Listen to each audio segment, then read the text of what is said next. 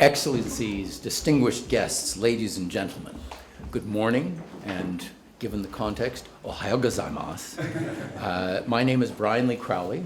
I am the Managing Director of the Macdonald-Laurier Institute, and in the aftermath of a very successful G7 summit in Hiroshima, Japan, I would like to welcome you to this special opportunity to dig into some of the most consequential issues of the day with Canada's top thought leaders and our special guest, the Ambassador of Japan to Canada, His Excellency Kanji Yamaguchi.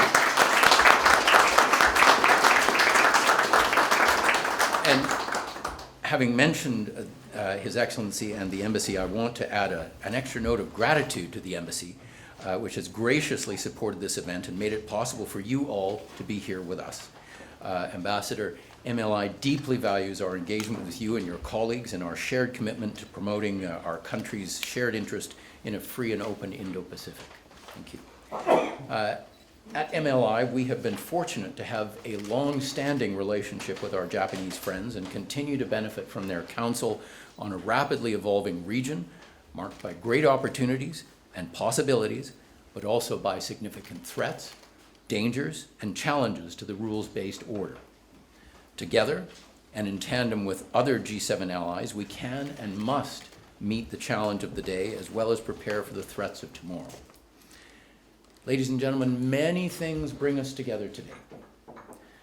Russia's unprovoked war of aggression in Ukraine, for example, provides a poignant reminder of the dangers posed by the Kremlin to the liberal democratic order. Our Central and East European allies, many of whom are with us here today, who are on the front lines in facing down the sustained Russian challenge to European and North Atlantic security and stability, have been raising the alarm for years.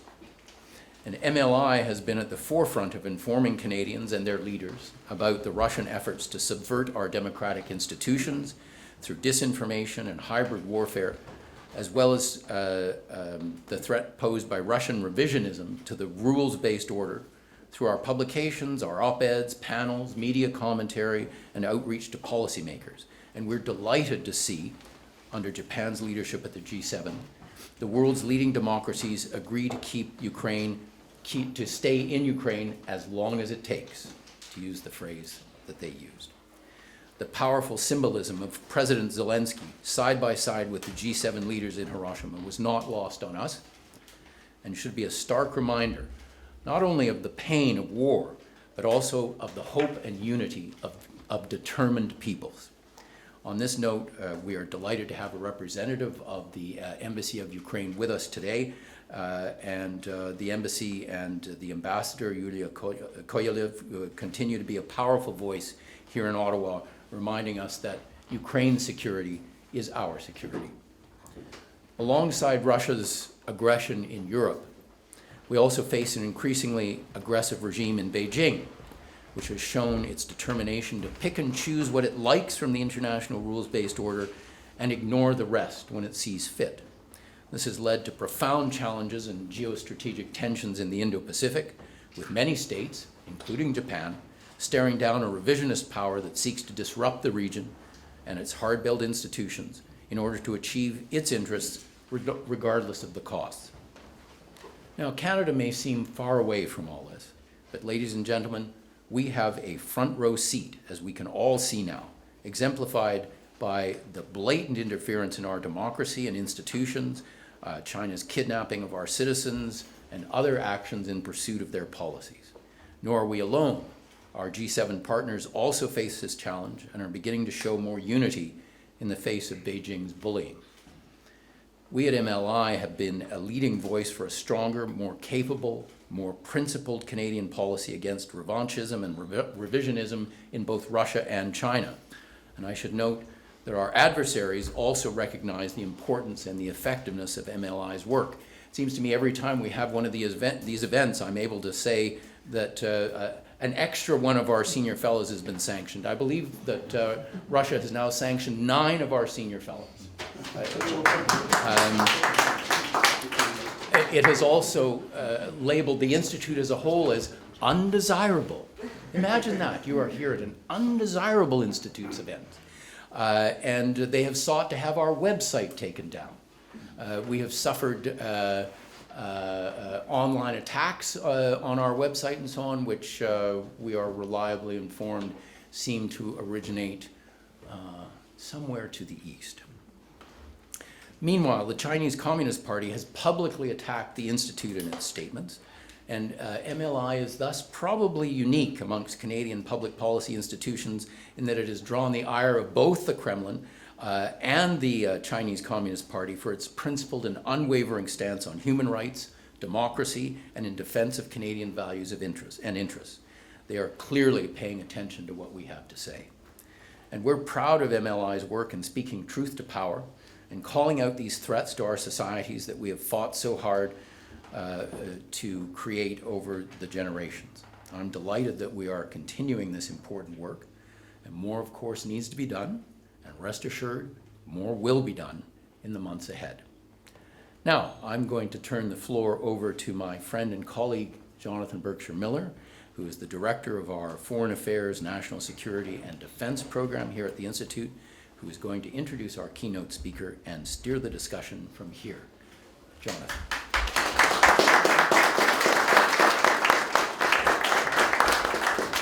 Well, thank you, Brian, and thanks for everybody joining here. Ambassador, thank you for the support and the inspiration after what was a very successful summit. One of the points that I think when I think of the G7 this year is the Monk School in the University of Toronto has been doing a grade rating of these summits for the last several decades. Japan was the first one to get a full A in several years, so you've done something right here.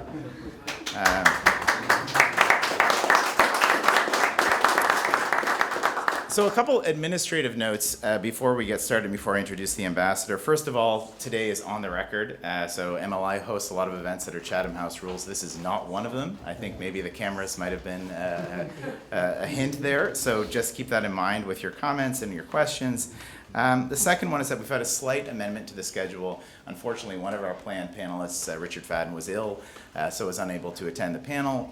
But Balkan, our senior fellow and great partner in the foreign policy program, Balkan Devlin, has kindly agreed to join the panel. The second point is that don't worry if you don't have coffee right now, you will get coffee.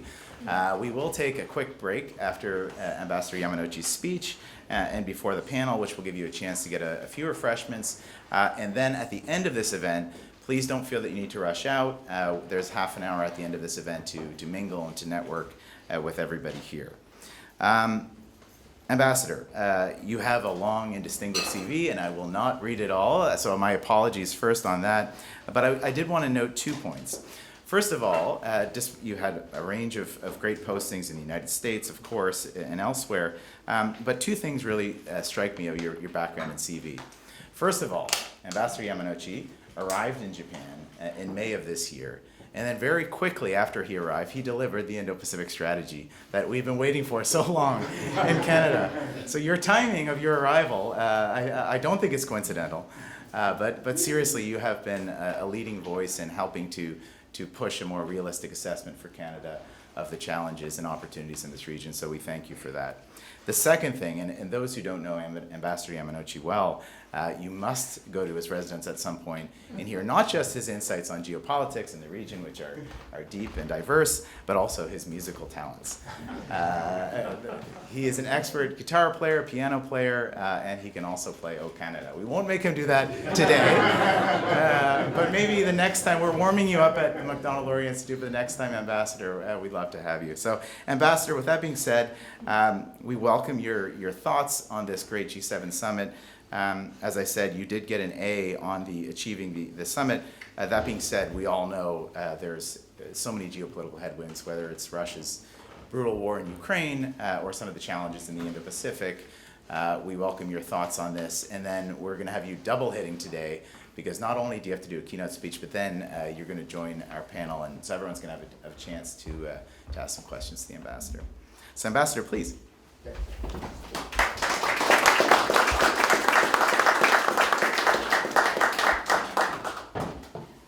So, good morning. Thank you very much, Brian, and thank you very much, Jonathan, for a nice introduction. I feel like I'm going to run for the office. But unfortunately, or fortunately, I have been professional diplomat in 39 years. It was 1984 when I joined the Ministry of Foreign Affairs. Then for today, I'm on the way here from my residence, for a long journey, like 10 minutes. I was thinking what to say. The thing is, my diplomatic career is 39 years, but G7 has 48 years history. Then first G7 summit, actually that was G5 plus Italy, held almost half century ago, 1975. The major topic of the G7 was how to address oil shock. World economy was a huge agenda for those G5 plus Italy in 1975. If you remember those days, the Cold War was going on, but detente was started after the Carter.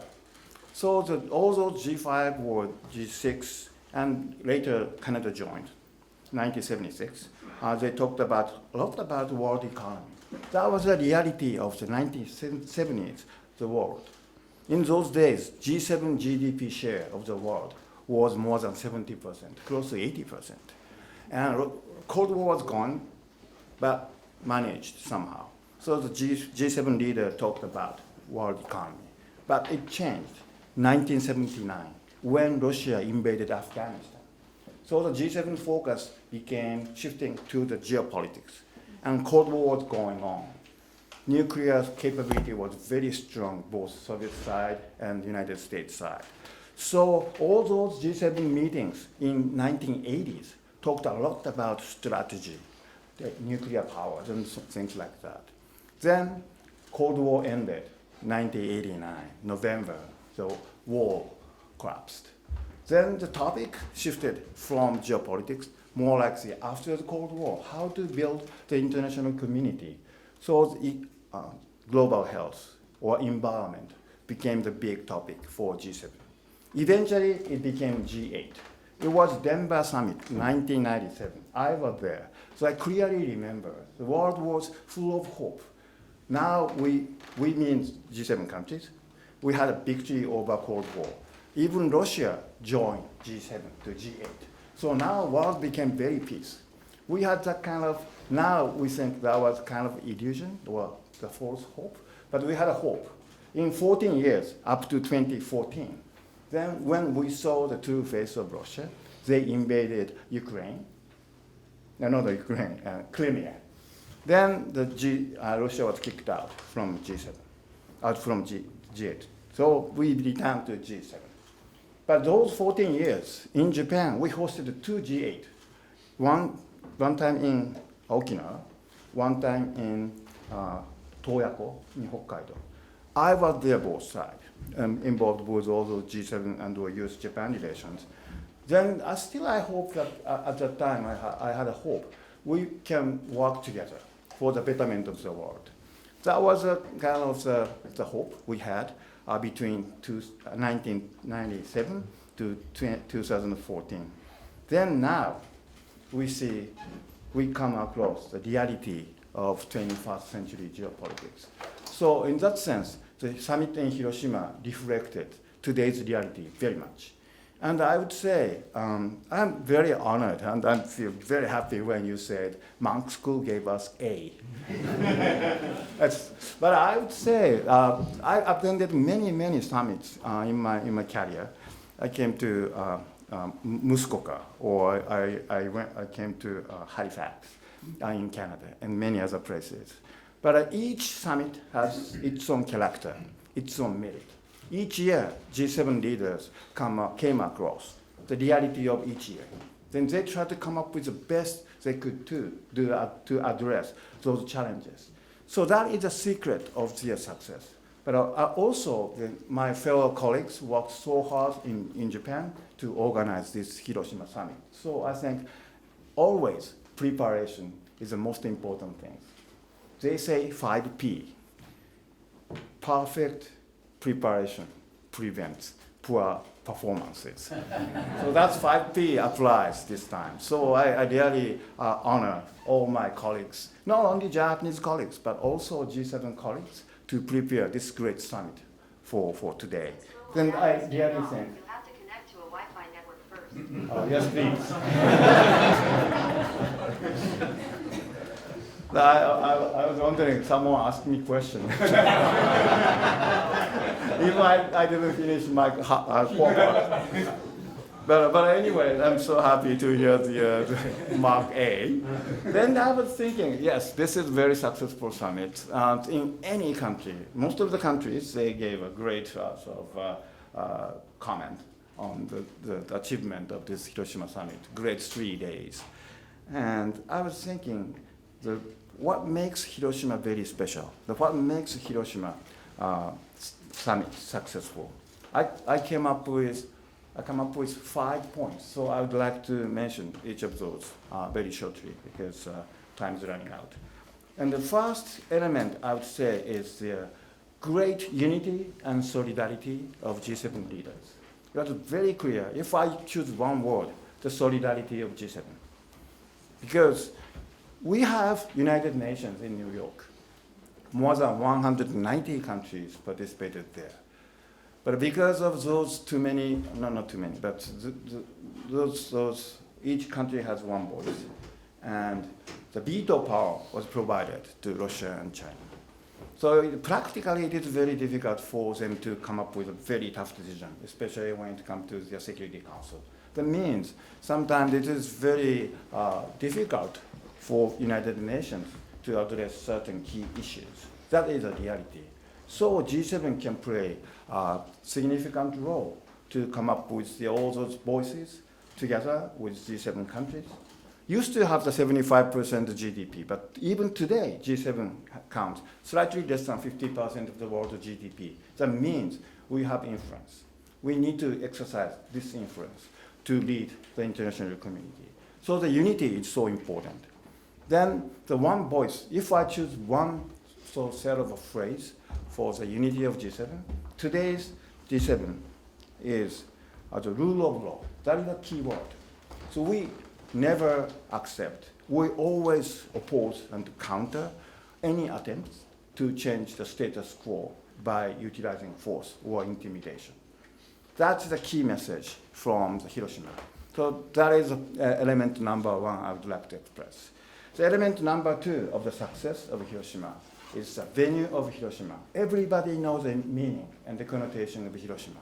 Hiroshima is a land where atomic bomb was used for the first time in human history to kill innocent people. We remember that. A very, very tough reality. We overcame all those distractions and we lost everything. By the way, I'm from Nagasaki, and Nagasaki is the second city so far. After Hiroshima and Nagasaki, no nuclear bomb was used.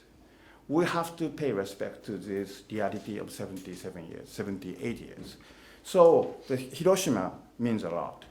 And first time in G7 history, G7 leaders published independent separate paper on nuclear disarmament and nuclear non-proliferation. That is a great achievement. Canada, Japan, very close, because we do not have the nuclear weapons. But there are 3 countries which possess nuclear weapons today. But that is necessary to address these complicated and difficult geopolitics today. But nevertheless, we are seeing the reality, but that doesn't mean we give up the hope. We give up. That doesn't mean we give up our ideal.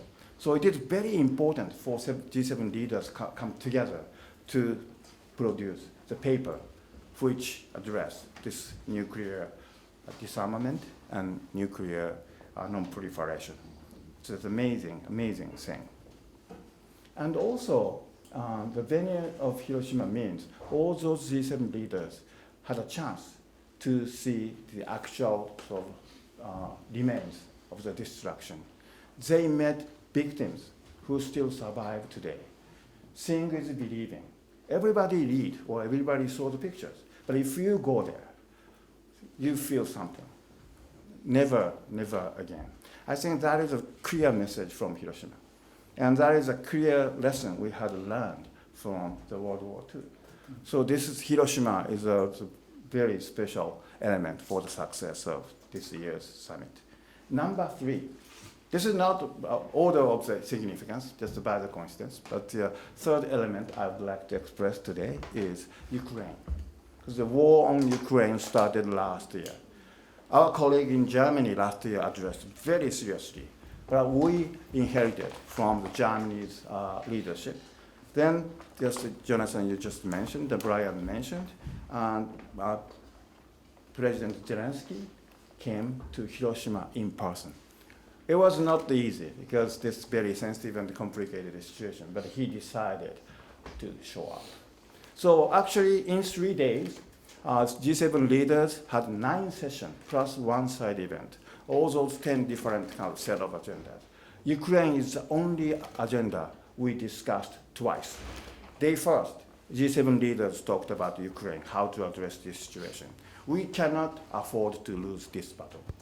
Because this is a clear attempt to change status quo by using force to move borderline to invaded sovereignty and people. So we cannot lose this one. We cannot afford to lose it. So we stand very tall to support Ukraine. So day 1, they talked. But day 3, Sunday, you saw their pictures. Jonathan, you mentioned President Zelensky and G7 leaders.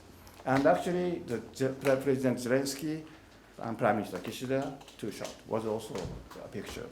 I think all those G7 leaders had a picture with him in front of the Peace Memorial Park in Hiroshima. I think that is a very clear message in many ways, because Japanese government had announced we support Ukraine, providing $7.1 billion financial support. As you know, based upon our constitution and our sort of all those set of the laws and regulations, we cannot export weapons to Ukraine. But that doesn't mean we don't support Ukraine. We will support Ukraine so much, the best we could. That is financial assistance. $7.1 billion is among the biggest. So I'm very proud of that. But that is supporting Ukraine is one message. But the other message is standing with President Zelensky in front of Hiroshima Peace Memorial Park. That is a clear message because Russia has been suggesting the use of the nuclear weapons or threatening the nuclear weapons. But that countering that sort of suggestion. I think the picture in front of Hiroshima, together with the G7 leaders and the other invited countries, that is a clear message for that. I think that is also the secret of success of Hiroshima summit. And fourth element, I would say, this is about global south. When I just mentioned, there are 193 countries in the United Nations. Each country has one voice. So occasionally, the opinions from G7 or like-minded countries be blocked. So we need to have all those support from also individual countries, so to speak, global south developing countries or countries in need. So that is probably Hiroshima summit, the first summit the G7 leaders seriously talked about how to cooperate with global south and how to help them and how to work together with them. So the proof is the Prime Minister Kishida invited 8 countries besides Ukraine. So the colleagues from those invited countries here today, like Korea, of course, Australia, and Indonesia, the chair of ASEAN countries, and also India, the chair of G20. And also from Africa, Comoro, and from Pacific Island countries, Cook Islands, and also from South America, Brazil, all those countries came together. So when we talk about global south, the discussion among the G7 only is not good enough. We have to have the conversation with those countries, representatives of those global south. And also, Prime Minister Kishida invited 7 international organizations like United Nations, World Bank, IMF, and WHO, etc., etc. So this Global South discussion is very significant. And actually, for the side event, there was an event called Partnership for Global Infrastructure and Investment. So all the participants of the G7 and plus joined, together with private sectors. Because those global South countries or developing countries need a lot of massive investment for infrastructures. So G7 countries or like-minded countries have extended official development assistance, ODA, or the government fund. But that is not big enough. So we have to mobilize private money. So that is a basic concept to help those developing countries together with private sectors. So I think this is a clear sign for seriousness of the G7 to work together with developing countries and global South. And the time is running out. So the fifth element of the success of Hiroshima is the Hiroshima summit is very successful to address today's challenges that international community faces. Ukraine, pandemic. In Canada or in Japan, the pandemic looks almost over. But if we see some other countries still going on, and they are lacking of the medical services and the medicines and things so on, so pandemic.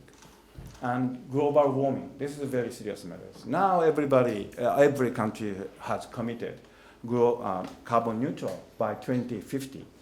That means it requires a lot of additional effort.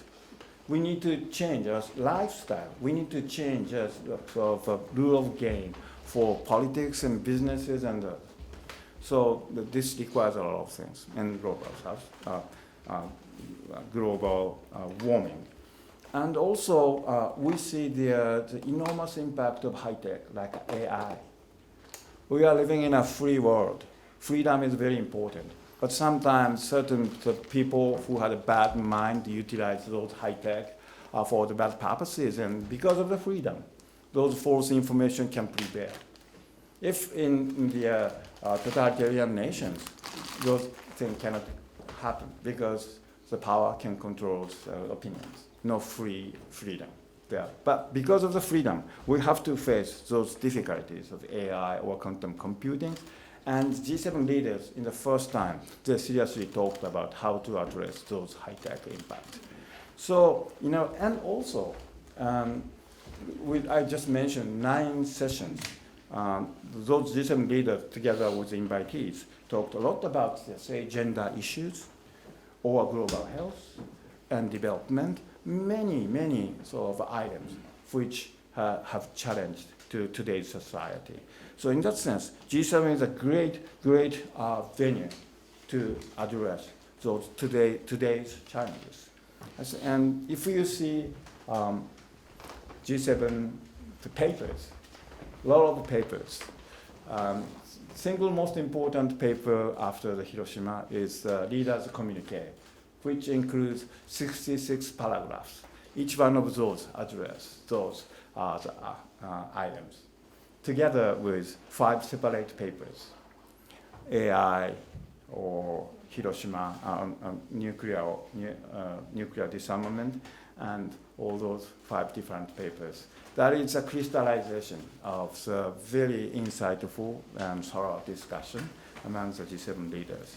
So much so I really think Hiroshima was a great success. But 3 days, it made a big difference. But the thing is, those the leaders' communique and 5 papers will set the kind of guidance, the directions where the international community should face. And I'm so happy that Japan had a great working relationship and trust and friendship with Canada. So when a former Prime Minister Abe chaired G7 Hiroshima 2016, Prime Minister Trudeau was the youngest, most junior G7 leader. It was his first participation to G7 in Japan 7 years ago. But guess what? Today, He is the longest serving leader of G7 countries, enormous experiences. So Prime Minister Trudeau helped Prime Minister Kishida very well. And when Prime Minister Kishida came here last January, the Prime Minister Trudeau made a promise. Trudeau will do everything I could to support you for the success of the Hiroshima summit. And he kept his words. And we are very, very grateful for his leadership. Thank you very much. But I'll stop here. But thank you very much for your attention.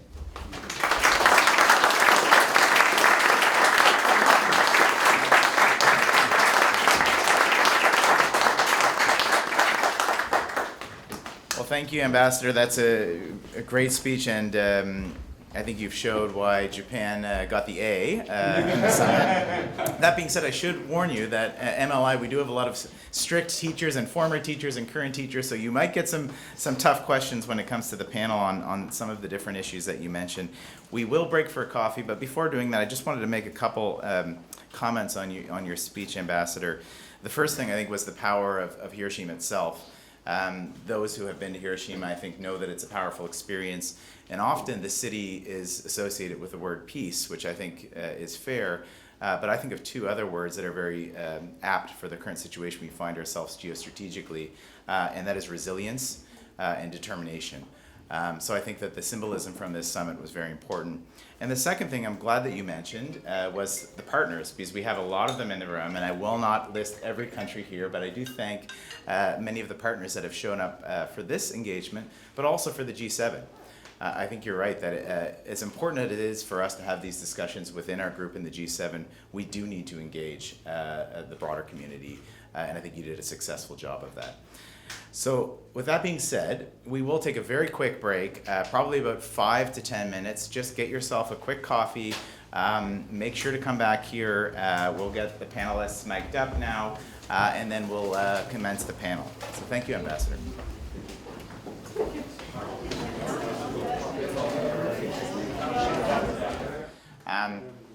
Ambassador, again, thank you so much for that, for kicking that off. I think you've stimulated a lot of different thoughts.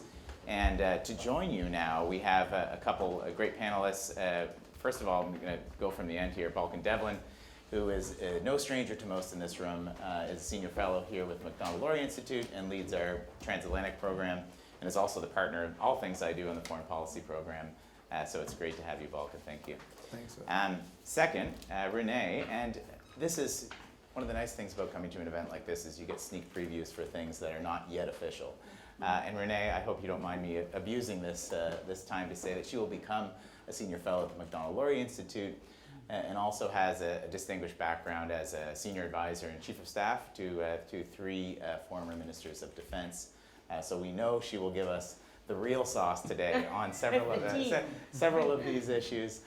Renee, thank you so much for joining us. And of course, Ambassador, thank you for doing double duty and joining this panel. So I want to get straight into it, and I think that there's a number of different issues that we could suss into, but I think that the issue on everybody's mind today, or most folks' mind, is obviously Russia's brutal aggression in Ukraine. And Ambassador, I think you touched on this in your initial point in your discussion. And a couple sort of points I wanted to tease out and start the discussion on this. First of all, in my mind, there's great significance to the fact that Japan, as the only Asian G7 state, put that much attention on what Russia's doing in Ukraine. The fact that you welcomed President Zelensky to Japan to meet with G7 leaders and also the partners that were there. But also, there's a worrying debate, I think, happening now in some capitals of the world that we're in a situation geopolitically where there's an either or situation.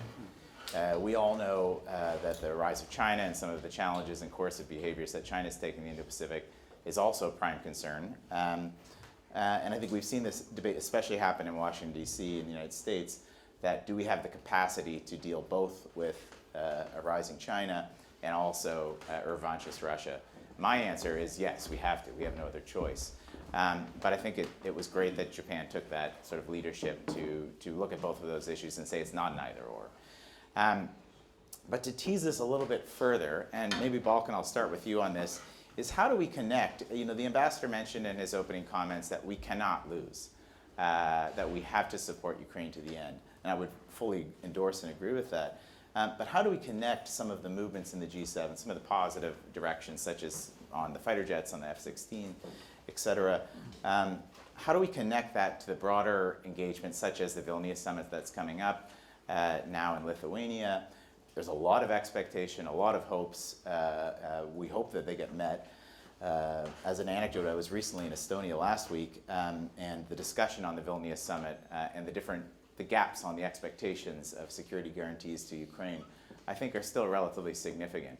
What's your assessment on how we take some of the good momentum from the G7 on Ukraine and sort of take that to an actionable level in the next summitry coming ahead? So Balkan, I'll kick it off with you. Thank you, Jonathan, and thanks for having me on this panel, and thank you for the audience being here, and thanks to the Ambassador for actually laying out a great setup for us. Makes our lives a lot easier, so I can actually pick and choose from there and communicate.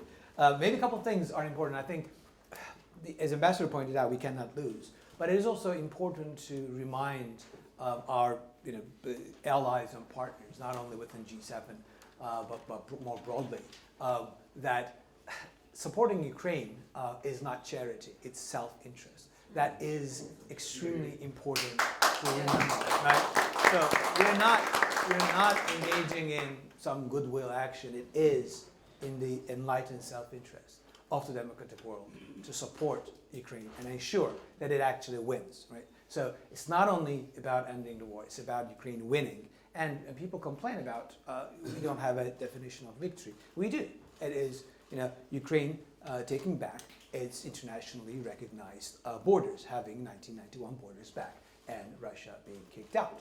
That is, I think, quite a clear recognition. Now, what it requires, and going back to Jonathan's question here, is that requires a much closer coordination among the West. And when I use the word West, I generally refer it to Stephen Kotkin, famous American historian, has a 3-volume Stalin biography, 1,000 pages each.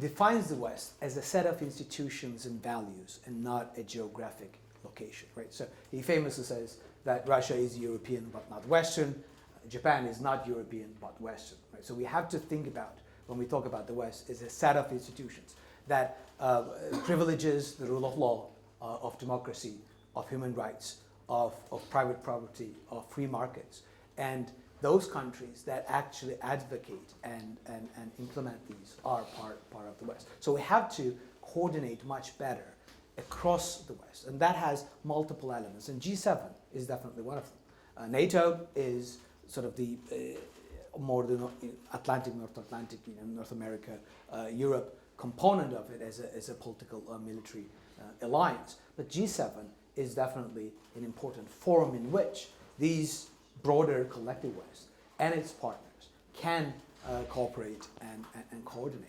And moving on to the Vilnius Summit and other forums, be it G20 later on, or be it engagements with other regional actors and forums in ASEAN or in Africa and other places.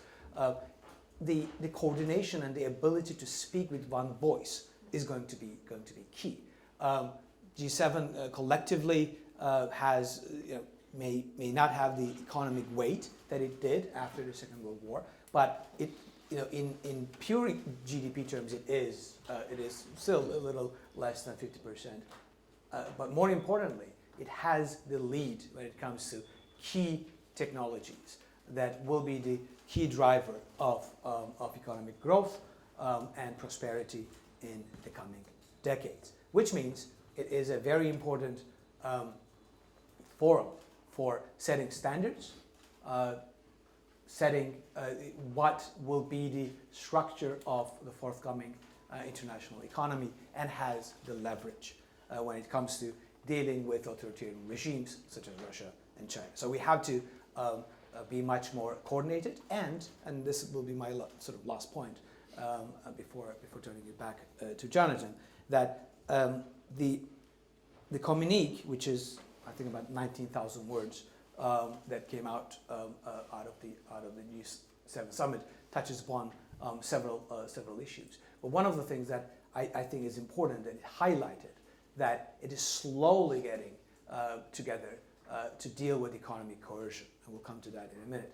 And I think this is an important sign in which the West, as I described before, the collective West, should not shy away from recognizing the importance of hard power, including economic power. Not only resisting economic coercion, but also leveraging the hard power that these countries have with NATO, with other G7 partners, in facing the challenge that the Communist Party of China and Russia poses to us. And I think there is that recognition slowly emerging in G7, that it is just not a forum for feel good talk about among ourselves, but coordinate, including coordinate for hard power policies to defend our values and our interests in a broader world where our allies are under threat and our adversaries think that they can do whatever they want and interfere with our institutions. So I'll stop there. Thanks, Volker. That's really a helpful way to kick it off. And I very much take your point on enlightened self-interest rather than charity. I think this is something, for the Canadian audience, I think we consistently have to remind that this is not a charity case. This is that foreign policy issues and national security issues are not luxury items, but they're fundamentally self-interested. And if they help our friends and partners and allies and those who share interests and values with us, then that's even the cherry on top. Renee, I want to go to you next, and we'll get into economic coercion and other issues that you brought up too, Balkan, because I think those are very important, but I want to stick with Ukraine. And Balkan mentioned the Vilnius summit, I talked about that. So we've talked about political support, and I think throughout the G7 process, there was a lot of strong political support. It was great having President Zelensky there. There was some movement towards actionable support on the fighter jets. But looking towards Vilnius, and I guess thinking of a Canadian perspective as well, we're not alone, but we are definitely one of those who could be doing a bit more when it comes to defense spending. I know that, Renee, you have your own strong feelings on this. I'd like to get your feeling on what should Canada do ahead of Vilnius when it comes to defense spending? Ukraine is one element of it, but it's not just Ukraine. It's the Arctic, it's the Indo-Pacific, et cetera. How seriously do you think that we will address this in Vilnius? Well, how seriously are we going to address it? I mean, Dick is not here today, but both he and I recently signed an open letter with 62 other eminent security and defense Canadians calling on the government to reach 2%. We're below average. The average is 1.73 or 75 right now of GDP, and we're at 1.3. We're not even close to average. So I think it becomes very real at NATO, around the NATO table. I mean, we're a room of diplomats. We know how it works. Typically at the NATO Leaders Summit, somebody leaks a démarche before we land. Typically the Americans will put out a letter calling on Canada and other nations to reach 2%. It's been a consistent question going into NATO. The pressure is going to be uncomfortable for Canada going into NATO, because not only is that all going to happen as it always does, and there's been some issue fatigue on 2% and the target, but that issue fatigue is gone because there's a real circumstance that NATO needs to address. And, it's a war of attrition. So like any war of attrition, it's about not just what you're providing in Leopards and training and missiles, all of that incredibly important. But one of the things I learned in Afghanistan, I was in Afghanistan for a year and a half, and it's all about logistics. Every war is different than the last war. That's true, but the one consistency is that it's won through logistics. The flow of fuel, the flow of spare parts, food. That was huge in Afghanistan. Our trucks kept getting blown up on the Pakistan border. All of these issues of logistics come down to a continuous flow from partners and from NATO. That means the members around the NAC table at NATO need to continue to commit and to continue to commit funding, but as well spare parts, ammunition, all of the things that we've seen announced before but need to continue to be to be provided, because it is a war of attrition, and it goes to the person who can keep the logistics lines going and flowing the strongest. We have a spring, offensive coming up. Again, we've learned that spring offensives change the dynamic. They tend to change the dynamic. So there's going to be, during the Vilnius summit, there's going to be a shift likely in the battleground, and that's fairly important. I mean, we all saw, I think, at the beginning of the Ukraine effort, a lot of YouTube videos of people getting into a battle tank and pressing a button, and farmers wheeling battle tanks away and that sort of thing. But the reality is, the moment that battle tank is out of fuel and the moment it needs a spare part, it's not a tank anymore, it's a battlefield monument. So there needs to be a great deal of care about getting into the details in Vilnius, and that's what's going to happen around the NATO table. That means that, in this circumstance, Zelensky didn't walk away empty-handed. Obviously, as you said, President Biden made a commitment. The UK have just provided long-range missiles, which are incredibly important. The question of the fighters is on the table, and obviously Canada is committed to training those fighters. I mean, we fly the F-18, so the training would be for F-16, but still there's things that we can do there. But again, that training conversion is a very strong challenge. Training pilots to fly those fighters is a very strong challenge that we'll need to address. But it gets crunchy, I guess, in short, around the NATO table. Thank you so much, Renee. Well, I want to stick with this topic quickly and go back to you, Ambassador, on this. I know you touched on it in your keynote speech. But at the beginning of this session, I talked about it's not an either and or. Japan has a very, if you look around the world, almost every country is friendly with Japan, but you have a tight neighborhood in your near periphery. Yes. And I think it's got even tighter, obviously, with Russia's aggression in Ukraine. Can you touch on this point of the idea that it's not an either or, that we can meet the challenge of China and some of the economic coercion that Balkans mentioned, but at the same point stand up against Russia's actions in Ukraine? And before giving it over to you, I would say that I think it's very notable, and I mentioned this to several audiences, especially when I'm in Europe, that it's sometimes taken for granted how challenging it was for Japan and South Korea and Singapore and others who have put sanctions and strong messages against Russia's war in Ukraine. This should not be taken as a given. And in my own view, why did this happen? Number one, of course, because of the humanitarian horror that we see with Russia's aggression in Ukraine and their unjustified war. But number two, and I think this is important in connecting this to the Indo-Pacific, is that this is fundamentally a rules-based order issue. This is a shattering of the peace. This is an unjustified occupation of a sovereign country. And what are the implications for that in the Indo-Pacific? We hope that it doesn't get to that point. But I think that is a key element. And Ambassador, one last point before going to you too is connecting this to Vilnius. I understand that your Prime Minister likely will attend the Vilnius summit again. Japan is part of this quote-unquote AP4, Asia-Pacific 4 grouping with Japan, South Korea, Australia, and New Zealand, who are longtime partners of NATO. And you will also be opening a liaison office, NATO liaison office in Tokyo. So there's a lot happening here. Ambassador, I'd be interested in your thoughts. Yes, the world is much smaller. If we go back like 15th century, no globalism. But today, like it or not, reality is we are so connected in many, many ways, not only economy, but also geopolitics. So Prime Minister Kishida said, today's Ukraine could be tomorrow's Asia. That is a clear message.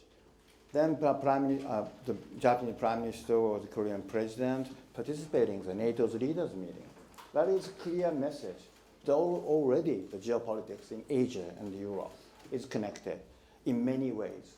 So I said we cannot afford to lose this battle in Ukraine. It's not, of course, it's not charity. It's a reality. But at the same time, the notion, Ukraine could be Asia tomorrow. That's why we cannot lose. So it's clearly connected. It's not charity. It's a matter of national security.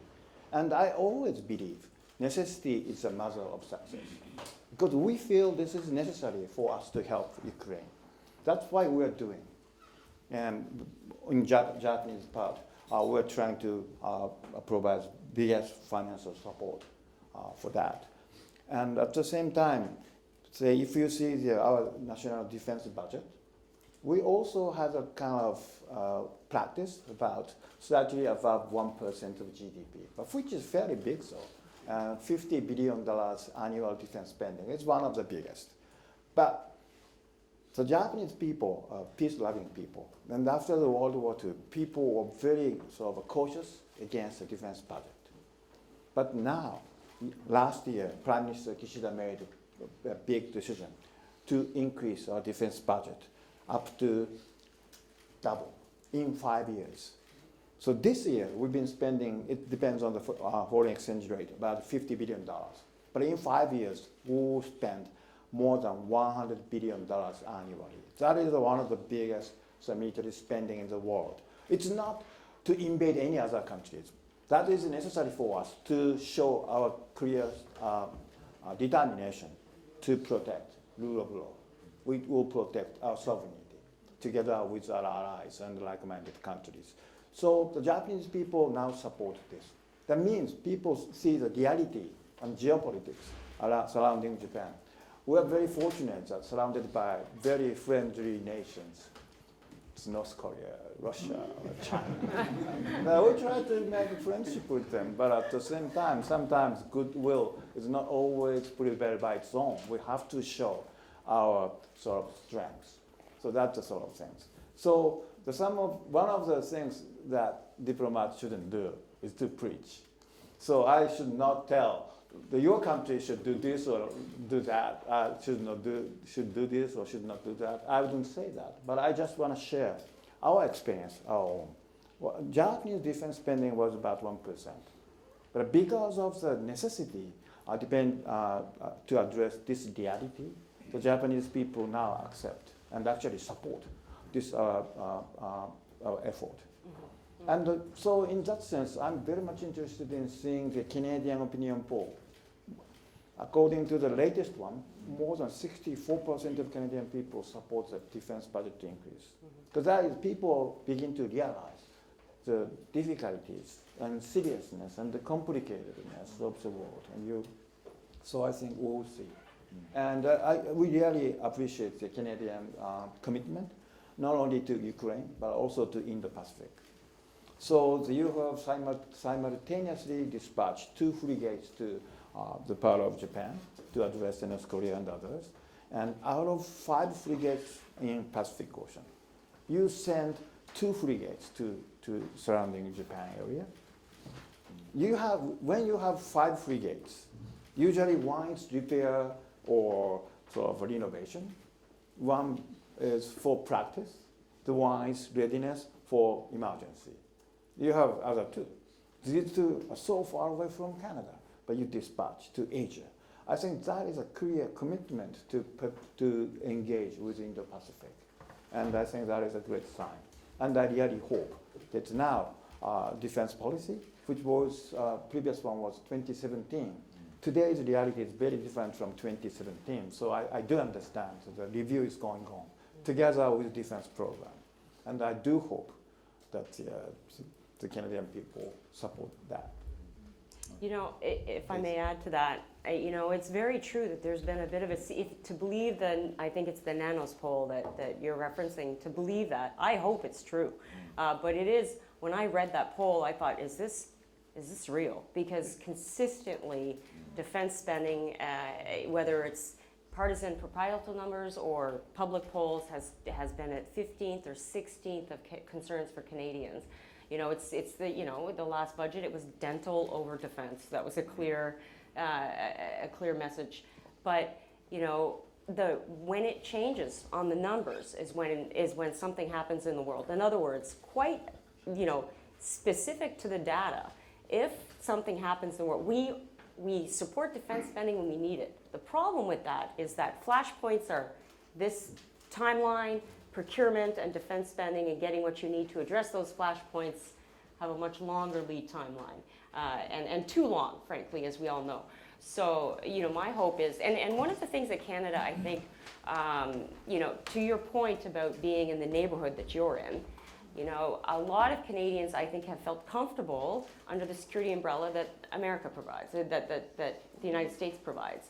But I think we've seen that, through various elections in the United States, that maybe the reliability of our relationship with the United States sometimes is vulnerable. I mean, within months of the Trump administration, for example, over a trade dispute, they called this a national security risk over steel, which is crazy. We know that's crazy. But this is a sort of unpredictability that may have had an impact on that number. Ultimately, as a responsible member of the international community, we must spend according to the threat. Not according to cut our coat according to the cloth that we have, because we will never be warm enough in that frame of mind. So, I hope that Canadians really do see the urgency that's required. We'll see. That's a great point, Renee. And with the United States, I think generally it's a great relationship. The only time, well, sometimes it gets rough, but the one time I think it gets really rough is when it's an Olympic hockey game and Yeah. intensity level gets very high. But I think you put a good point. We're in a different sort of threat environment than Japan is, obviously, with some of the challenges that you're dealing with. Ambassador, I wanted to stick with you quickly, though, because a couple points really interested me. And this is we talked about the integration of the challenges, but just ahead of G7, we saw naval exercises right around the Indo-Pacific from the Russians and the Chinese. We're seeing much more coordination, both politically, but in strategic military terms as well. And while Japan may not see Russia as an existential security risk, there is a challenge of that coordination and that military coordination. Just to give you a couple anecdotes, which I'm sure you're aware of, and to inform the audience of this, is a couple examples that really sort of caught me about the Russia-China axis really trying to wedge in between allies. One, I think, was in 2015 or 16 when a Russian bomber overflew disputed territory, the Liancourt Rocks, between Japan and South Korea. And of course, that resulted in a South Korean response, which resulted in a Japanese response.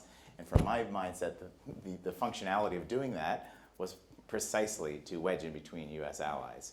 The second incident was around the Senkaku Islands in the East China Sea, where a Russian ship made an incursion in the contiguous zone of the Senkaku Islands, and that was a pretext for the Japanese ship to follow, and then the Chinese ship to follow that. So I see this as pretty overt collusion in military terms. Is this something that not just Japan risks, but we need to be paying attention much, much more to not thinking of these challenges in isolation, but increasingly as interconnected? Yes.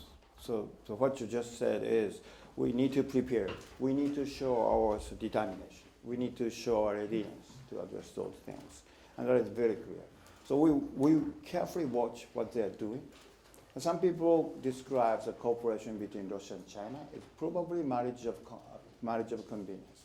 They may not trust each other very much. But at the same time, they work together much closer and closer. That is the reality. So we saw many sort of actual joint exercises by Chinese and Russian militaries, both together surrounding Japanese islands entirely, and also flight crossing the land of Japan by bombers.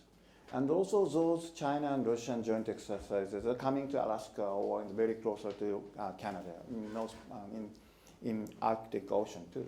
So we have to watch very carefully. We have to monitor what they are doing. We have to see what's their mind. Maybe we do not know. Maybe we have to admit that we do not know everything about them. But at least we see them. Then we have to think hard how to address that. Showing our readiness and showing our determination is very, very important. So that's why the government decided to double our defense budget from 50 billion to 100 billion in 5 years. I think that is a clear message. At the same time, G7 is also very important for 7 leaders come together to send a clear message. We will never admit any attempt to change status quo by its force. We have to cherish rule of law, free and open international order based upon it. That is the thing. So yes, So anywhere in the world which is connected. So it's not A or B. We have to address both. That is the only way we have to. Thanks, Ambassador. Balkan, I want to bring you Yep. into this discussion. Not only have you written a book Yes. or are writing a book on this topic, I think you got a lot of insights on this. So, Balkan, what do you think about this interconnection, and also what Canada could or should be doing about it? Because one thing that strikes me, and Balkan, maybe you want to comment on this, is that when the United States, for example, diplomatically goes to Europe and talks about China, it comes with a different sort of set of baggage than when Canada potentially could do this. So could Canada also be talking to our European friends about some of the interconnections and the fact that we can have your back in NATO and with Russia's aggression in Ukraine, but we also have to have a clear, realistic assessment of some of the challenges that are happening in the Indo-Pacific? Yeah, thank you. I think a few things are quite important, and Ambassador highlighted quite nicely the Russia-China axis, not necessarily an alliance, but an axis. And some in the West, the idea, what I would say, wishful thinking, that we could drive a wedge and we could take care of one and not necessarily have to worry about the other, is very much misguided. It's highly wishful thinking. Primarily for a few reasons, but primarily the drivers of that particular relationship, whatever the problems they may have, or they think they might have in the next 20 years, 25 years, pales in comparison to what they believe are the central threat to the regimes in Kremlin and in Beijing. And that is, what really drives is, I would say, three things, their particular axis. Number one is their paranoid obsession with regime security. Putin and Kremlin has always been that way, but increasingly Xi Jinping's China is turning into Putin's Russia in the sense of heavily centralized leadership and one person taking a lot more role rather than sort of a party state structure. Now, there are a bunch of differences, and there are dozens of people who knows more about China and probably forget about China than I ever know here in the audience. But it is, to me, as someone who is interested in authoritarian leaders and how they work, it's very clear to me that Xi is taking the example of Putin in terms of heavily creating that power vertical centered around him very clearly. And their primary understanding of threat comes as a threat to the regime, and they identify the regime as with themselves. So there is no way you can actually mollify those fears in those two groups. It's not only that they worry about the regime stability and their particular place in that regime, but the very existence of successful counterexamples right in the border, right? In the case of Ukraine, in case of Taiwan, there is a constant reminder for these regimes that there is an alternative, that you're not limited to living under oppression and censorship and dictatorship, but the security and prosperity and freedom and democracy can go together. So number one is that regime security obsession and the belief that the very existence of liberal democratic systems in which the rules of the international order is set by those liberal democracies is an eternal threat to these regimes. So that's number one. Number two is, of course, like I said, the neo-authoritarian ideology that really concentrates power in one person. And the third one is the belief that the West is in terminal decline, right? That in most recently it is very clearly identified by Xi's comment to Putin as he was leaving, that we will reshape the international order. Change is coming that we haven't seen in the last 100 years.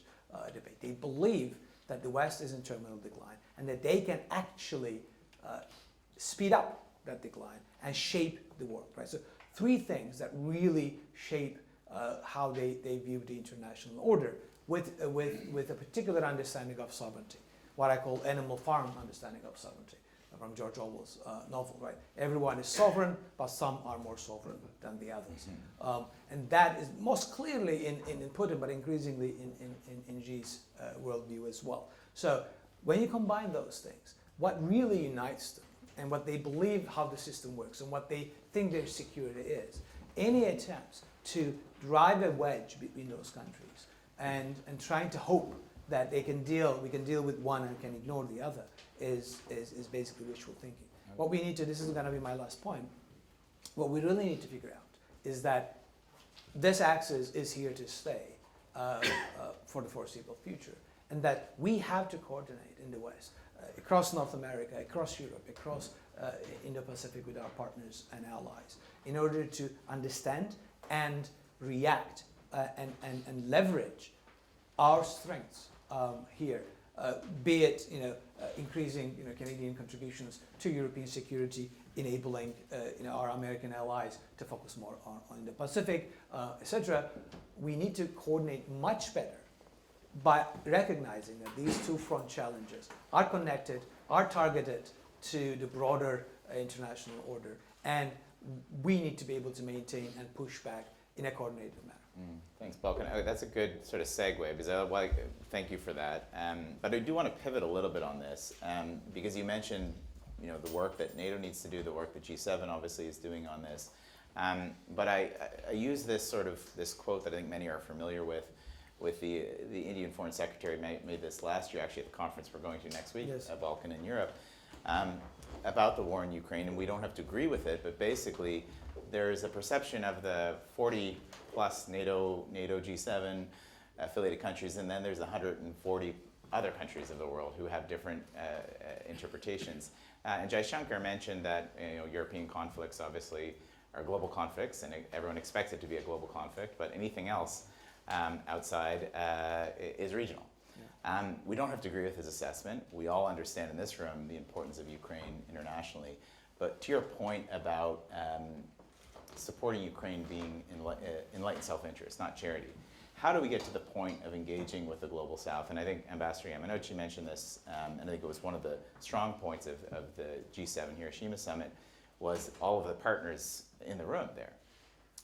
How do we get beyond the lecturing, beyond the hectoring, and get to this point of self-interest? So how do we work with partners in the global South to make them understand or provide alternatives?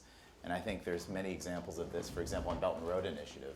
Rather than just criticizing the Belt and Road Initiative that China is doing on infrastructure, we have to actually provide real alternatives. And we are starting to see some of those alternatives come out now.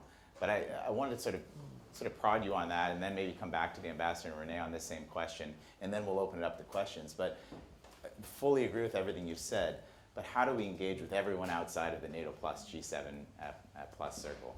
Yeah, I think there are three things here. One, we need to sort of do a much better job in coordinating among ourselves, including a better division of labor across the West. And that also would mean that both Canada and the Europeans really need to step up in terms of defense spending and production and other things. As Zena pointed out, there's this famous saying you would probably know, amateurs think about strategy, professionals think about logistics. So we need to really sort of focus on increasing capabilities and a much better understanding of the division of labor at the political level, at the logistical level, at the economic level, at the bureaucratic international coordination level, etc., etc. But also having that coordination and that enable us to be able to engage with I think the global South in a much more meaningful way. I think it's important also to notice that it's not really a matter of misunderstanding of what's going on or the political leaders, etc., in the global South not understanding what's happening. It is, as you point out, is clear self-interest, and I completely understand when a country in Africa, for example, comes up. I have to feed my people. It's fine and nice, but this is what I need to deal with. So it is not so much sort of a misunderstanding, or if we explain ourselves better, they get this. I think that is patronizing. That's not really the issue. The issue is diverging interests, and there you can use basically two tools in a very blunt way, right? One is the carrot. What can we offer as an alternative? It's not enough to say that don't take Chinese money for your infrastructure. You need to be able to come back and say that, well, alternative is X, Y, and Z, right? Or don't take X, but what's your alternative, right? So one is the carrots component. what sort of engagement we can sort of in a meaningful way with the concerns of those countries. That starts by listening to them first, right? You have to go understand what their priorities are and see where those priorities can overlap with yours. It may not, and if it doesn't, it doesn't, and then you don't have to engage. But if those priorities are enough important for you and you see a beneficial relationship, you engage, you provide alternatives, etc. And the second one, which is generally not necessarily taught much in polite company, is the leverage component, the stakes component. The G7 and NATO and the global West still, like I said, have an important lead, both not only economically in terms of leverage, but also are having have technological investment, patents, immigration, etc., a lot of attraction of the G7 and the West in the global South remains. That provides a leverage to be used against those partners. It is all fine and dandy for countries to sit on the fence and try to sort of play one side or the other, and you can tolerate that for a while as long as your interests align. But then you also have to engage with and willing to engage with not only sort of economic opportunities and other alternatives and convince those countries to be on your side, but if and when necessary, use the leverages that we have in those relationships. And I think we have been quite reluctant on that side as well. But again, it all starts with a very frank discussion, engaging with the countries in the global South, what their interests are, what their priorities are, how do we line up, what are the tools, both incentives to change their policies, decrease their liability or reliance on Russia and China on the one hand, and then if that doesn't work and if the issue is important for us, then what are the leverages that we can basically force countries to make a choice. I understand that they don't want to necessarily make a choice, but my perception is that a choice is going to come. High wire acts are you eventually need to get off the wire. You fall down or you get off safely is the question, and that is coming up in the next half a decade. That's great, Balkan. Renee, if I can turn to you a bit, I mean, in your experience, obviously working in Canadian government, you've traveled to the global South quite a bit. Yeah. What's your perspective on how Canada could fit into some of the things that Balkan's saying there in dealing with the global South? Wow, so many. Actually, the first thing I thought when you asked the question was, I thought back to going to the Shangri-La Dialogue in 2016, the first one, and I was talking to Sandra Obey over there, former Chief of Staff to Minister Joly, who's just left that office. And we were talking about how those venues tend to focus the mind. Nothing sharpens the senses like self-preservation. And, when we were walking into Shangri-La Dialogue, we looked at Canada's presence in the region, and it was sporadic at best through consecutive governments, not just one government or another. It's not partisan. We had a sporadic presence, both at forums like Shangri-La Dialogue, but also militarily and otherwise. And yet we walked into Shangri-La Dialogue like it's 2016, Canada's back. And we ended up, the main stage, and I know many of you have been to Shangri-La, and had a laundry list of everything that Canada can provide. And then ended with a punchy statement about international rule of law. Not well received, obviously, because it's exactly what, as we were talking about. If you don't back up what you're saying with hard military capability, persistent presence, and most importantly, working hand in hand with those countries and being present, engaged, it sounds like preaching, it sounds like lecturing, which is what it is, unless you back it up with that persistent presence. Now, it's fundamentally different now. Obviously, since then, we have an Indo-Pacific strategy. As the ambassador said, our frigates off Neon, incredibly valuable work in reinforcing sanctions. And I believe that the Indo-Pacific strategy is well resourced, and I think if we can have if we can deal with the recruitment retention issue in the Canadian forces, that it will be well served. But it's as we said, you have to work hand in hand with these countries that you're talking about. It can't be on send, and it can't be a laundry list of things that we can provide. It has to be about the environment, what is necessary, and it means you have to be present. And you have to have a strategy, which thankfully now we do have a strategy, but the persistent presence, the military presence is part of that strategy, and my hope is that it's persistent. Yeah, that's a good point, and Ambassador, I will come to you as the final word on this, but I think I liked your point on narratives, because I think one of the things that we failed to do, whether it's traditionally anyways, we hope it gets better now with the strategy, whether it's in the Indo-Pacific or whether it's elsewhere, even with our African friends, is actually connecting with the narrative, rather than just saying, we have done this, we have spent 10 million on this, spending 10, we point to a new ambassador here. All of that's great, tactically, but strategically, where does that fit into the narrative? And empathetically, where does that connect with our partners? I think that's something that is a constant work in progress, but we haven't necessarily done the best job. Ambassador, I do want to end with you on this point. You mentioned your speech. I think it was one of the really important takeaways of the Hiroshima summit was the presence of all the partners at that summit. I'd like to get a little bit more reflections on how you felt that went, but also connecting with a lot of these issues that we've talked about on this panel. I mean, there's a lot of challenges. We hear frequently from many partners in the Global South that they not only do they not want to choose, whether it's between US and China or even with Russia, but in the Chinese example, they cannot choose. So I wonder, if you can explain a little bit about how this connection with the Global South is, and also transnational issues that aren't necessarily focused on great power competition. Interested in your insights, and then we'll open it up. So start thinking about your questions, and Ambassador, please. Yeah, while I was listening to what just said, Jonathan and Lynette and Bolkin, and I was thinking, this is like a three-dimensional thing about the relations with Global South. One is necessity of our success. It is necessary for us to engage with those countries. Why? Because that is a part of our calculated strategy. We need their force. We need their influence. We need their opinions. That's why. Then, from the other side, this is friend in need, actually. If our sort of friends in a trouble, we'll devote ourselves to help them. That is very important sort of a message. I think Global South is a matter of the friendship. So when we see people, a country in need, we'll help.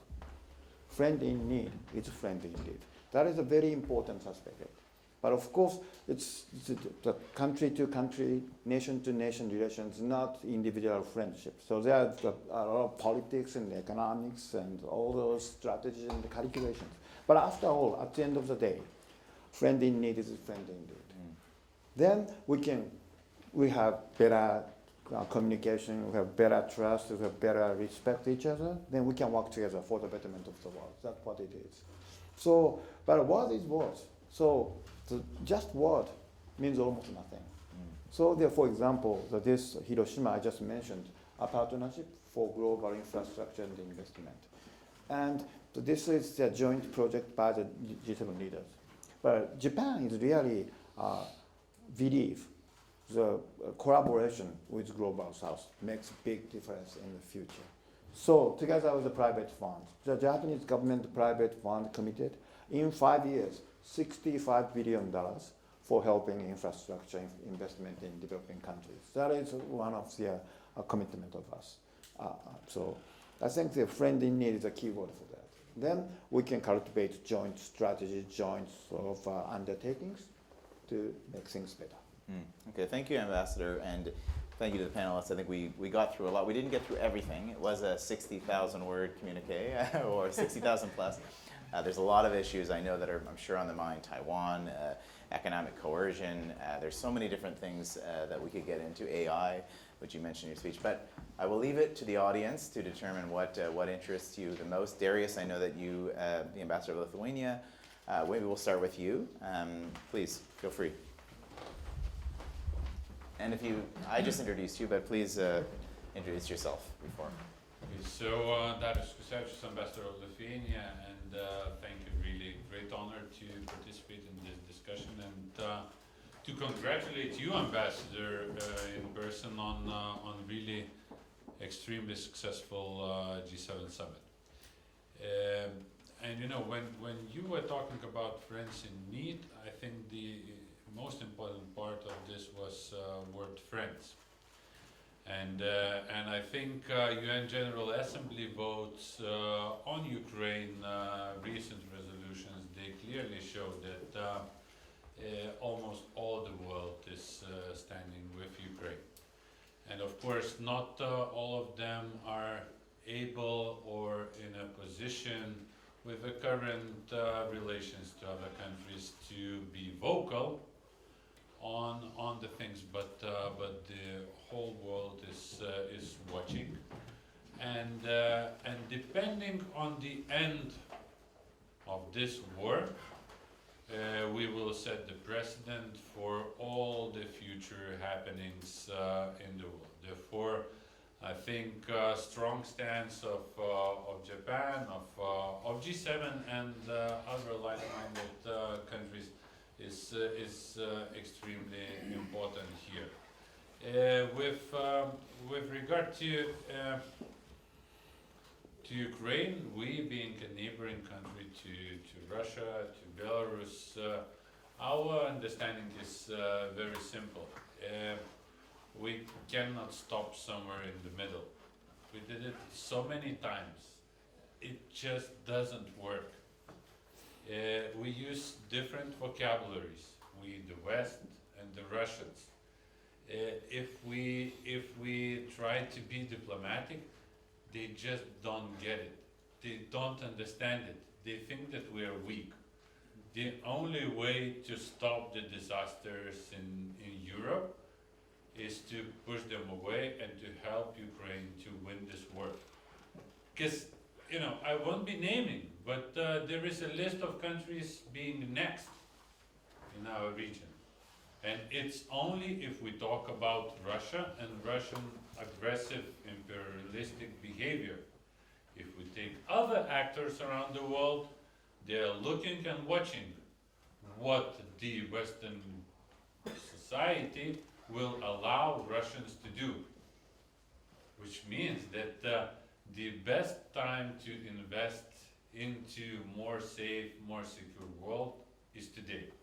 Because tomorrow it will be more expensive, day after tomorrow it will be more expensive, in a month it will be much more expensive, and in 5 years it will be extremely expensive.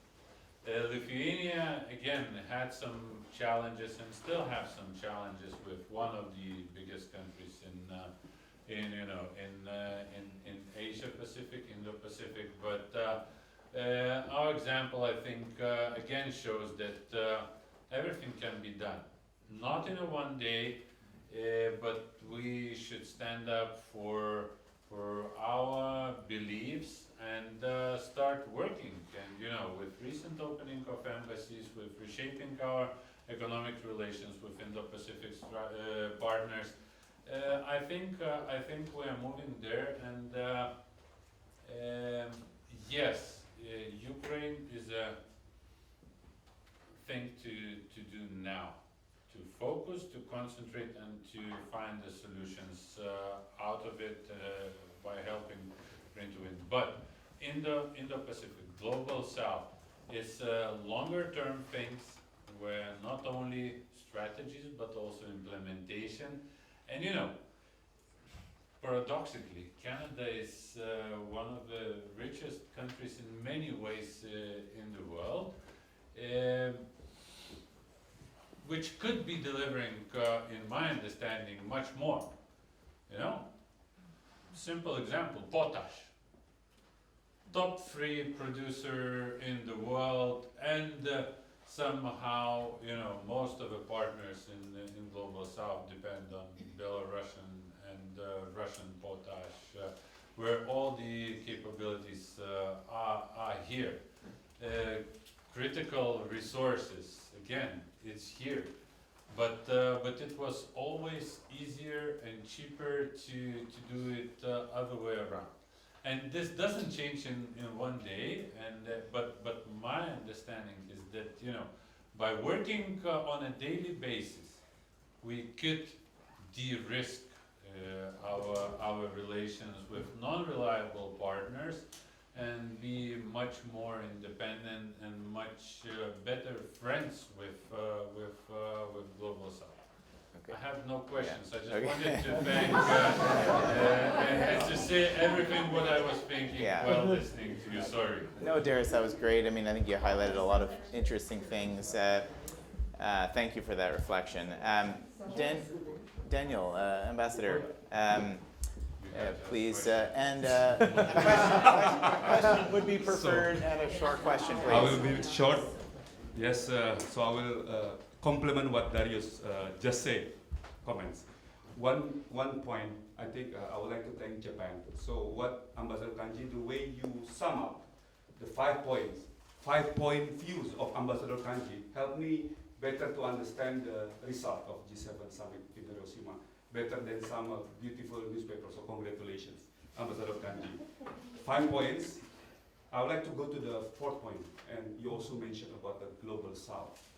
One question to the audience, to the speaker especially. Now, of course, we are not talking about the new article about in the global foreign affairs about the non-aligned world. So you mentioned about how to take course to, let's say, Global South, so to speak. I believe Indonesia is being categorized one of them. So how do you see that in reality, even though we are trying to say what we want to say, but in Washington DC, they start thinking about the new concept, the non-aligned world. I would like to see your comment. Second one, more details. At the end of the day, multilateral commitments has to be made more details in bilateral. Now we are in Ottawa, bilateral relations, Indonesia, Canada, ASEAN, Indonesia, with the new Indo-Pacific strategy, and to learn from Japan. Japan is one of the most strategic partners of ASEAN. So I think everybody agrees. And according to some surveys, one of the most lovable countries among ASEAN is Japan. So I think we can learn much from Japan. So the question, going into details, in relation with the Indo-Pacific strategy, Darius mentioned we have to go into details. The devil's now in the details. So you mentioned, Ambassador Kanji, one of the good results from the G7 summit is the launching of partnership for global infrastructure investment. Just to remind audience here, Japan has a lot of things, not only through Bretton Woods institutions, but JBEC. Everybody in Indonesia and other ASEAN countries know the beauty of JBEC, not only JICA. JICA is another thing, but JBEC, something that you go to the big project infrastructures. So how we can connect? I would like to hear comments from you in the sense for the implementation of Indo-Pacific strategy of Canada. Because at the end, it's not charity. I like that saying. It's a partnership. And we are ready to go to very massive infrastructure projects, 40, 50, 16 million US dollar. Without having this infrastructure here in Ottawa, I haven't heard that. The way Japan is doing, that's why a lot of Global South leaders will come, because they know Japan is not only parley, they will go into details. So how we can do that? And at least, if the Canadian stakeholders trust more our brothers from South Korea and Japan, let's do the triangular cooperation, go to the details, to the greenfield project, not only brownfield projects, and you can make relation to the 5th point of the result of the G7 Hiroshima summit, health-related issues. So I would like to hear from you, all of you, especially Ambassador Kanji, how going into details, and this is difficult here to go there, including in the feasibility studies, JBEC coming there, very good. Thank you very much. It's a lovely event. Thank you, Ambassador. Great question. We did have one question here, so we'll grab maybe 2 more because we're getting close on time, so I'd like to get a couple, please. Sure. And please identify yourself. Thank you. So I'm Tim Sargent from the Center for International Governance Innovation and a former Deputy Minister. I very much agree with everything that's been said, and I wanted to make the discussion a little bit more pointy by bringing it maybe to a part of the world that's a long way away from Ukraine, but which I think is very much linked to it, and that's Taiwan. And I wanted to get a sense from the panel, how likely is aggressive action towards Taiwan by China in the next couple of years? And importantly, what have we learned from Russia's invasion of Ukraine and the West's response to it that can help us to either deter or at least prepare for that eventuality? Great question. Okay. Anybody else? I think maybe we can get one more, and then I think we'll go back to just. Okay, we got two more. Yes, please. Thank you very much. My name is Iyas Salim from Carleton University.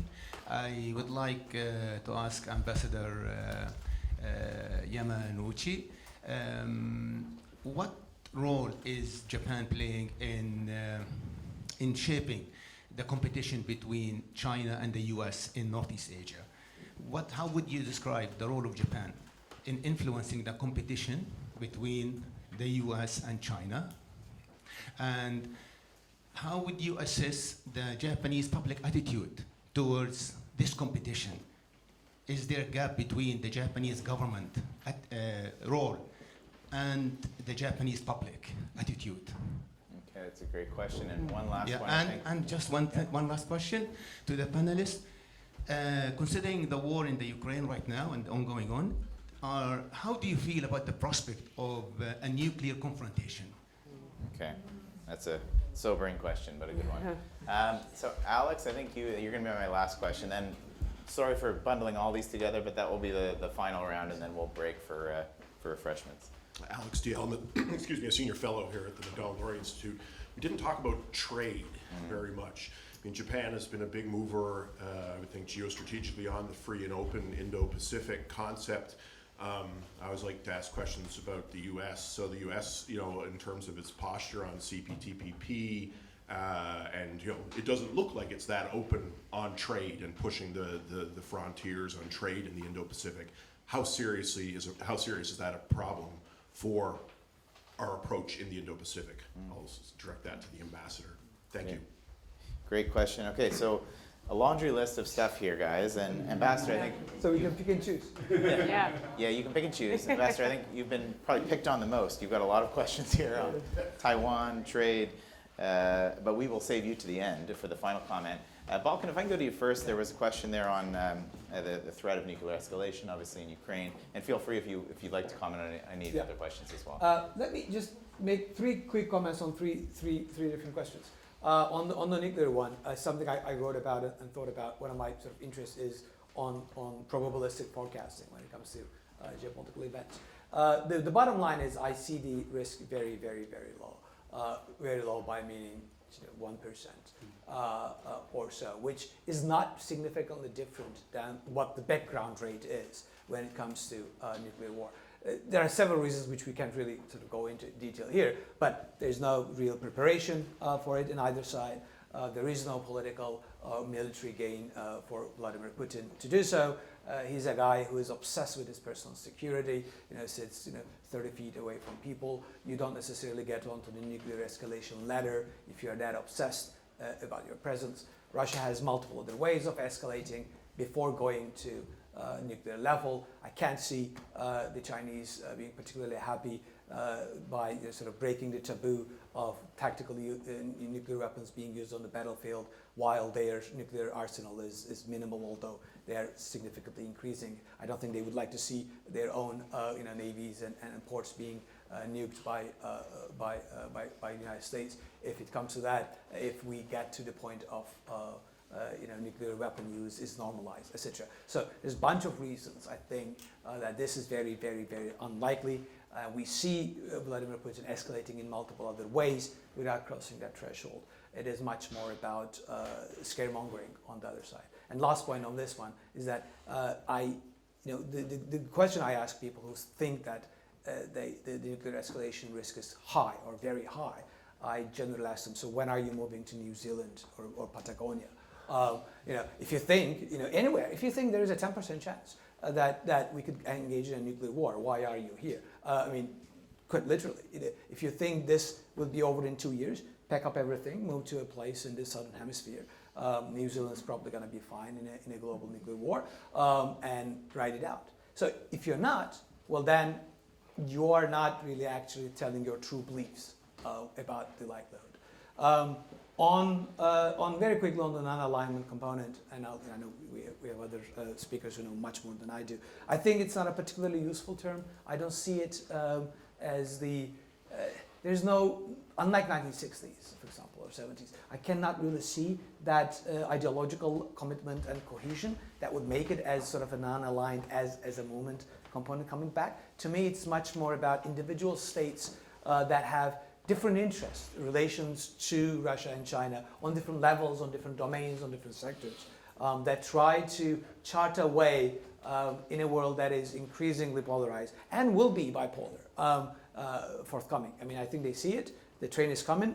They try to find a way to reduce the damage. But I don't necessarily see it as a unified movement of the countries in the global south. And again, it's a very, I think, a coarse term to describe a very diverse set of interests in a vast majority of humanity. So I think it is, it's not global south itself is not a particularly useful term, but I particularly don't find non-aligned movement specifically useful. And I'll stop there. I have an idea about Taiwan issue, but I'll just say that I think likelihood of something happening in South China Sea or Taiwan in the next 7 years before the end of this decade is probably a coin flip, 50-50.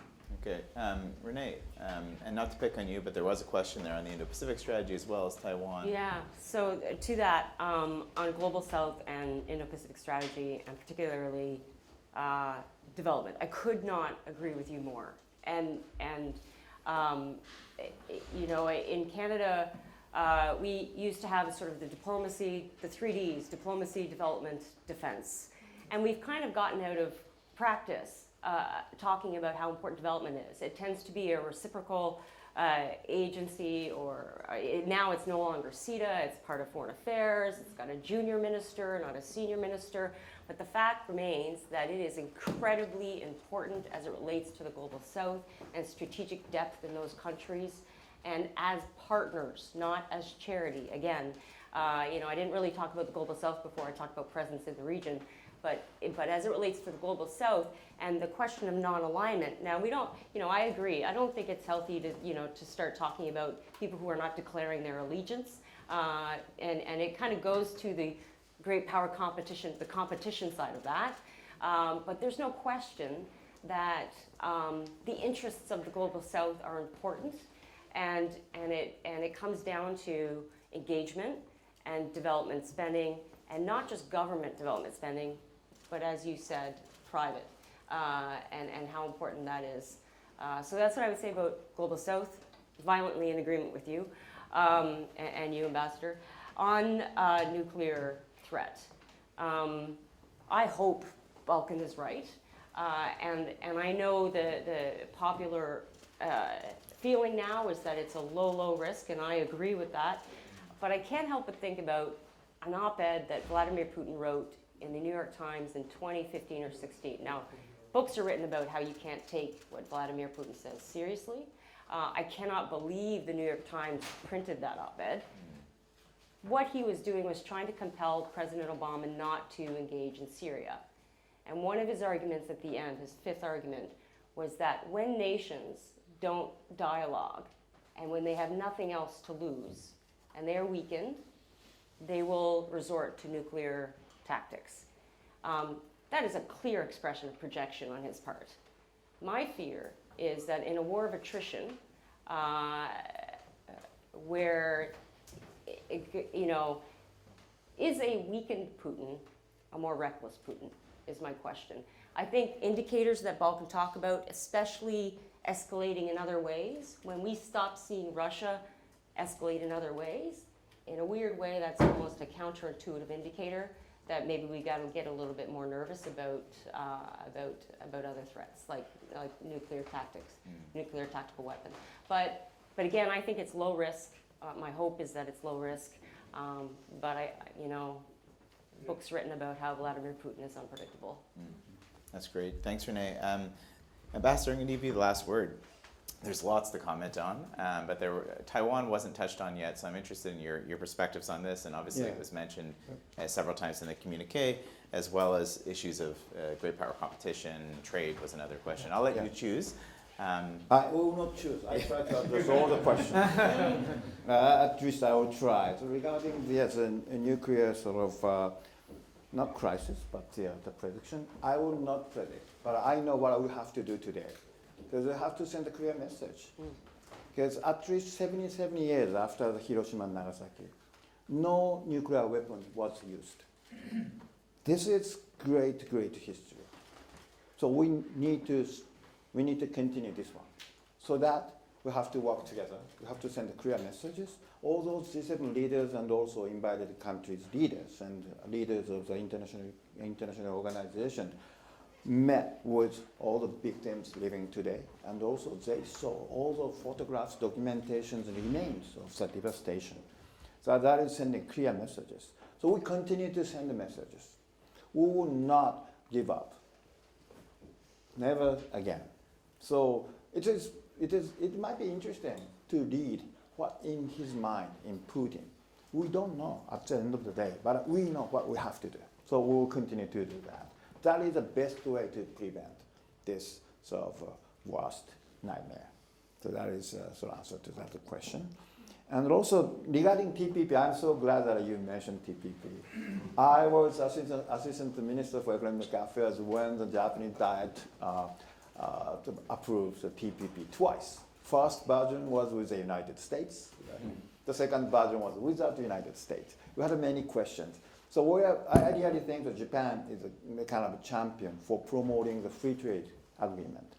And now we have new friend to TPP, which is not facing the Pacific, but the UK is now member of TPP. And also Canada and Japan working so hard to make TPP functioning in an appropriate way.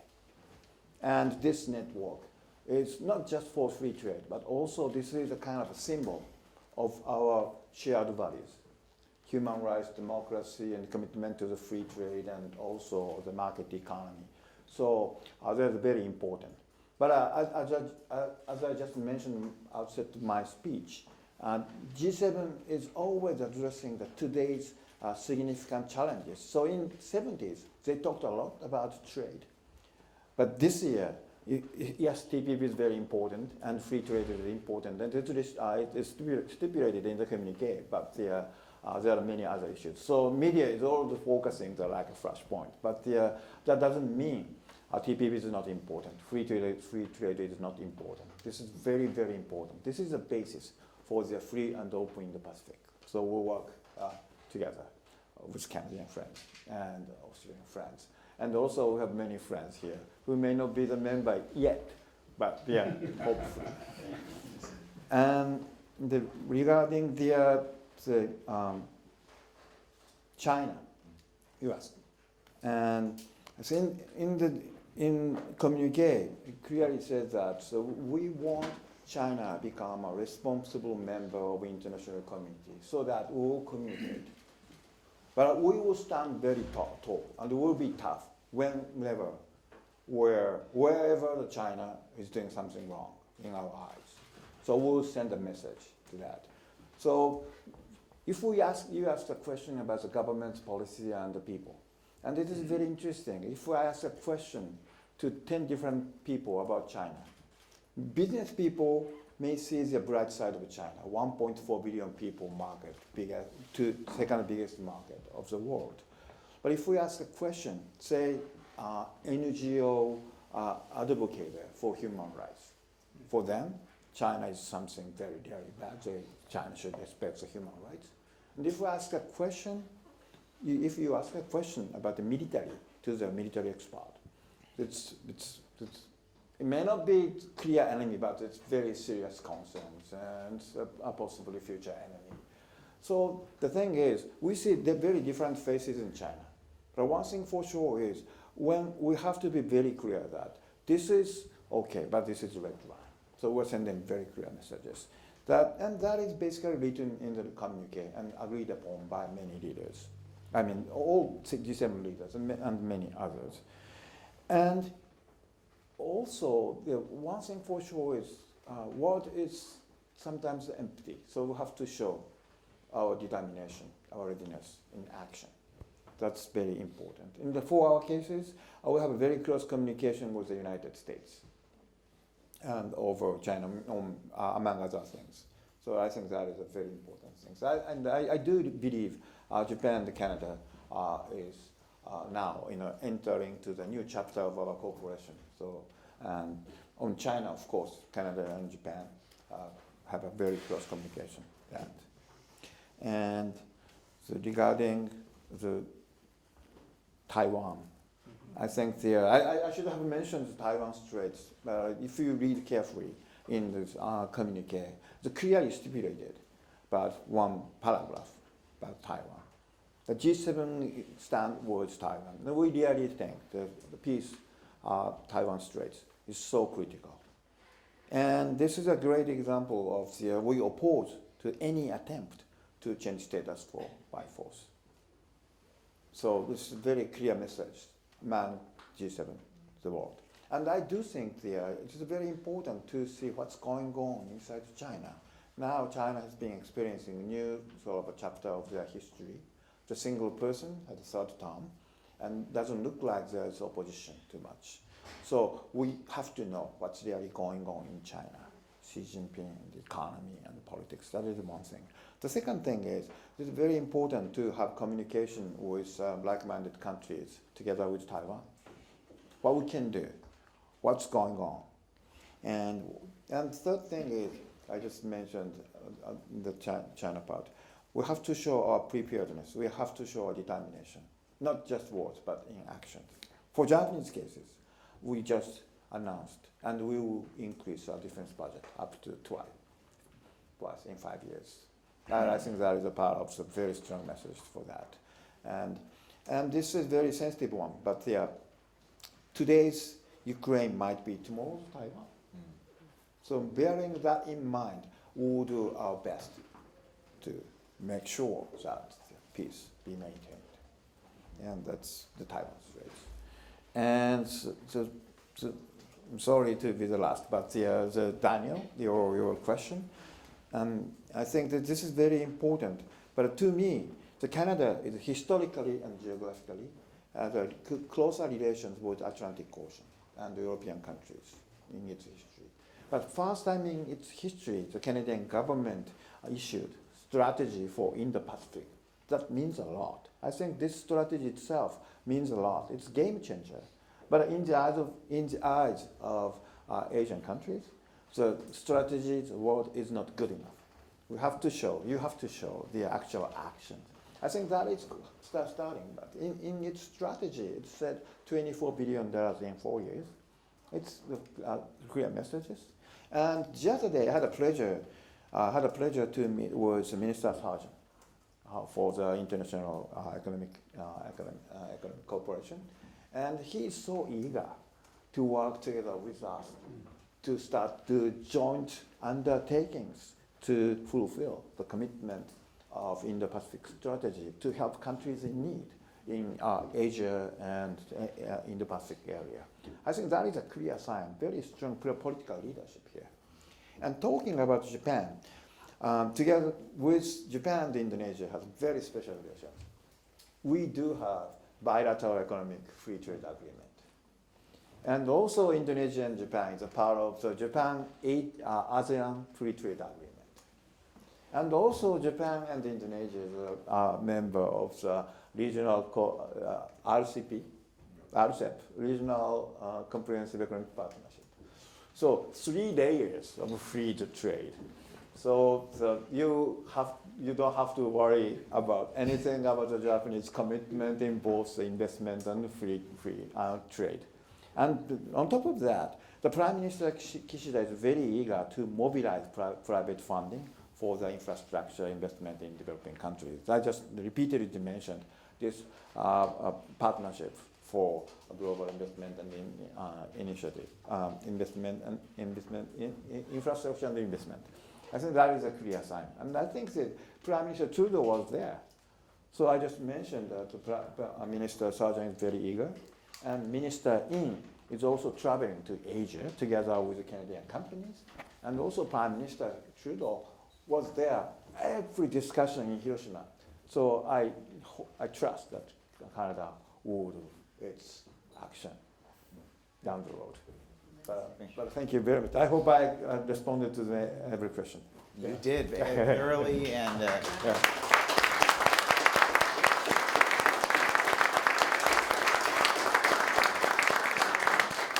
Thank you, Ambassador. You did thoroughly, and as I said at the onset, the Monk School gave you your government an A. We'll give you guys an A+. Oh, great. It's my day. Yeah, it's my day.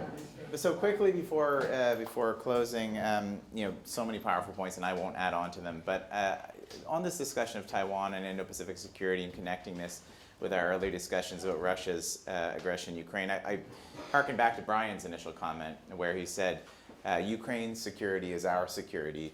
And I would say the same thing about Taiwan and about the Indo-Pacific, is that I think we need to think about it this way. It's not the United States' problem, it's not Japan's problem, it's not Australia's problem, it's collectively all of our challenges.